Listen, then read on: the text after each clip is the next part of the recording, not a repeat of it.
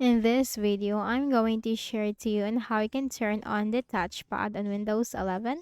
So let's get started. So if you have disabled your touchpad and you want to enable it again, then let's go quick into it. Click on the start button and click on the settings icon. Now click on Bluetooth and devices. Now simply scroll down and here you can find touchpad, taps, gestures, calling, and zooming. So here you can find touchpads. If this is turned off in your case and you want to enable it, then simply switch the button on and click on this drop down and make sure that you have enabled it from here. Leave touchpad on when mouse is connected. You can check that from here, okay? And that's it. That's pretty much it. If you want to disable it, simply turn this off and then you can also uncheck it before turning it off, okay?